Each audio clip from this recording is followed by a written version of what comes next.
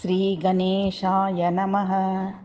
विष्णुं विशालरुणपद्मनेत्रं विभान्तमीशाम्बुजयोनिपूजितं सनातनं सन्मतिशोधितं परं पुमां समाद्यं सततं प्रपद्ये।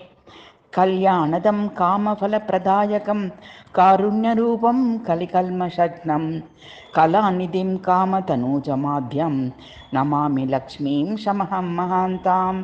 पीताम्बरं भृङ्गनिभं पितामह प्रमुख्यवन्तं जगदादिदेवं किरीटकेयूरमुखैः प्रशोभितं श्रीकेशवं सन्ततमानतोऽस्मि। भुजङ्गतल्पं भुवनैकनाथं पुनः पुनः स्वीकृतकायमाद्यं पुरन्दराद्यैरपि वन्दितं सदा मुकुन्दमत्यन्तमनोहरं भजे। श्रीराम्बुराशेरभितः स्फुरन्तं शयानमध्यान्तविहीनमव्यं सत्सेवितं सारसनाभमुच्चैः विघोषितं केशिनिषूदनं भजे।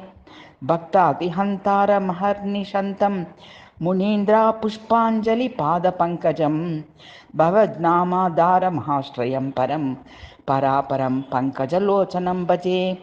नारायणं दानवकाननानलं नतप्रियं नाम विहीनमव्यं हर्तुं भुवो भारमनन्तविग्रहं स्वस्वीकृतक्ष्मावरमीडितोऽस्मि। नमोऽस्तु ते नाथः वरप्रदायन् नमोऽस्तु ते केशवः किङ्करोऽस्मि। नमोऽस्तु ते नारदपूजिताङ्ग्रे नमो नारायणस्त्वच्चरणं प्रपद्ये।